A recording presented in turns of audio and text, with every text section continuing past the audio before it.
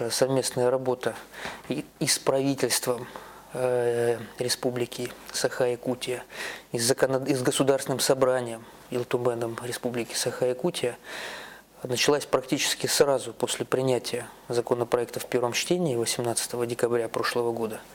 Мы очень активно работали.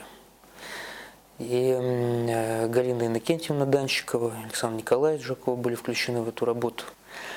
Поэтому все те вопросы, которые представители Якутии выносили на рассмотрение Комитета Государственной Думы вчера, они были понятны. Основания для их вынесения и представления этих предложений тоже были абсолютно понятны нам. Вот. Ну, в основном, я хочу сказать, предложения, которые были сформулированы в виде поправок от Якутии, были рассмотрены и в целом учтены при подготовке законопроекта ко второму чтению.